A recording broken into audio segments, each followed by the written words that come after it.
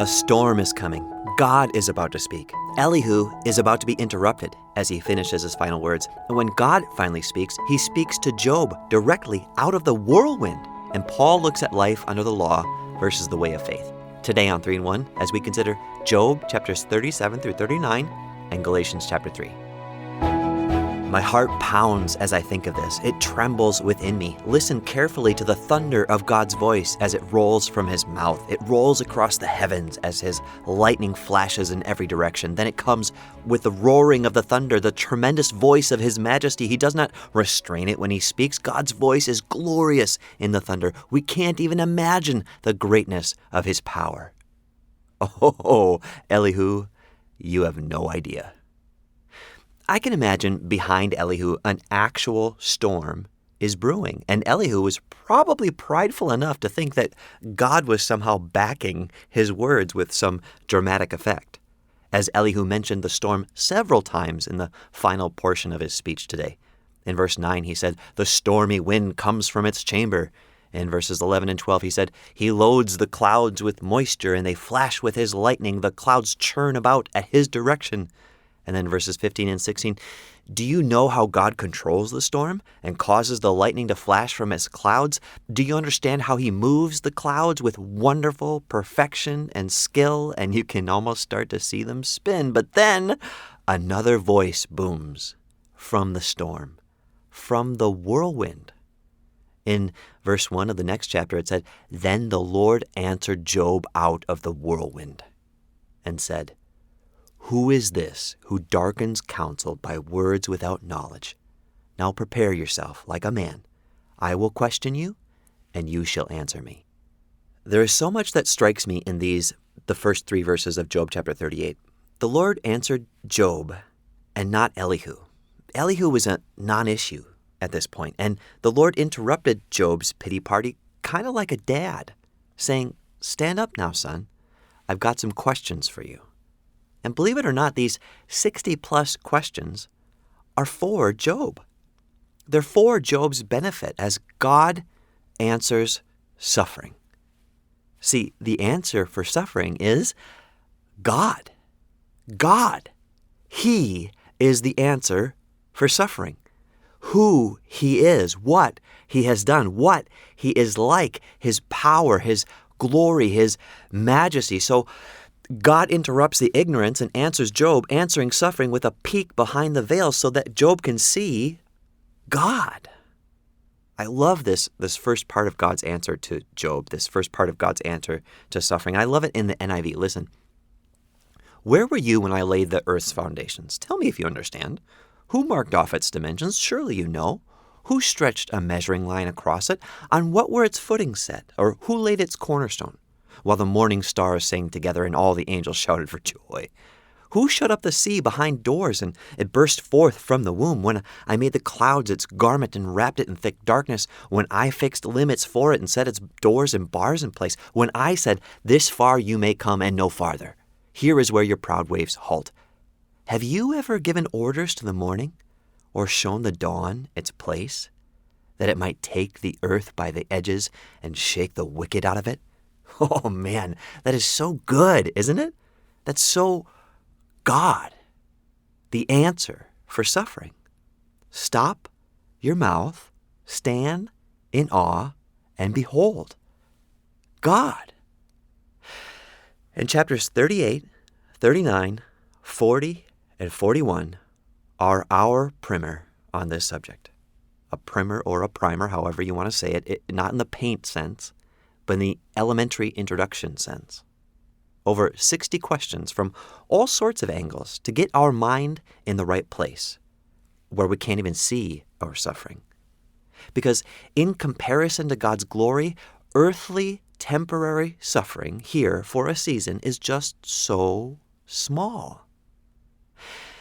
And I know that's easier said than even understood, especially when all you can see is suffering. But if somehow you can lift your eyes for a second and look, God has something so much more terrifying and wonderful for you to behold.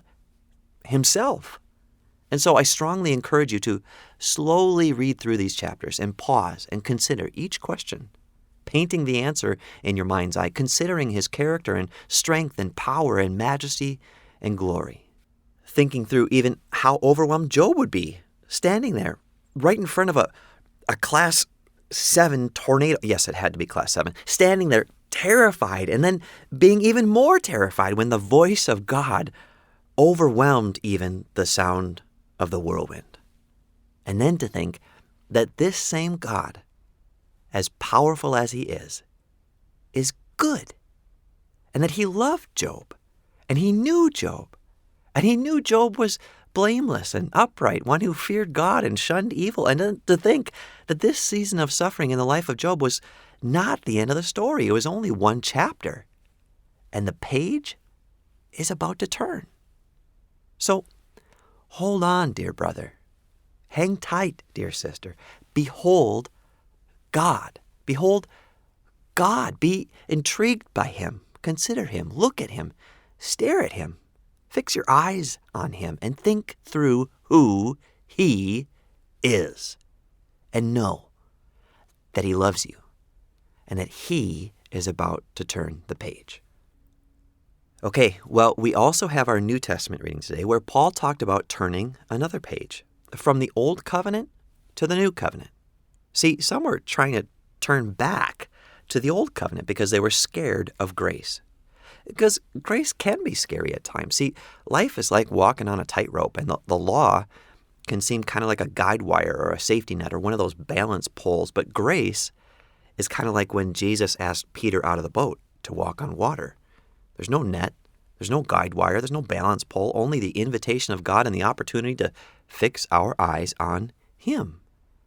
But if we keep our eyes on him, he will empower us to do the miraculous without us even noticing, since he is so much more wonderful than even any miracle. But if we take our eyes off of him and we look at the wind and the waves and the storm, we start to sink. So I know I'm mixing metaphors here, sorry about that, but hopefully you get where I'm going. There were those retreating into the familiar and the false sense of security found in and under the Old Covenant. And the Apostle Paul was calling them to find the courage to continue in and under the New Covenant.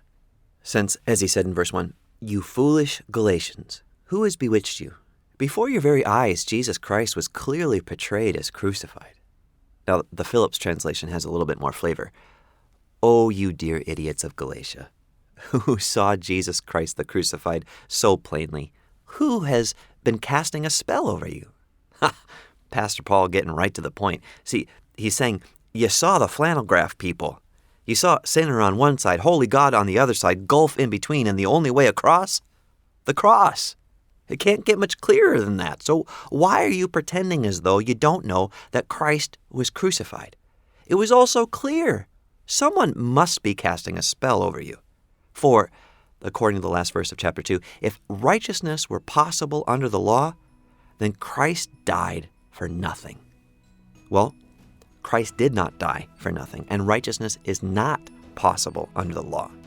So the ship's done be burned, people. The only way now is upward and onward in the grace of God, for that cross across the gulf of sin was a one-way ticket. And yes, the law led us to the cross, but now, once we've crossed over and we are in and under the new covenant, there is no going back. So don't dig up those ropes and rules and regulations like an old moldy comfort blanket. Stand and walk in the terrifyingly wonderful freedom that we have in Christ, as he continually invites us out of the boat, onto the water, eyes fixed on him, to walk by faith. Faith in who he is and what he has done and what he is able to do now with those who trust him.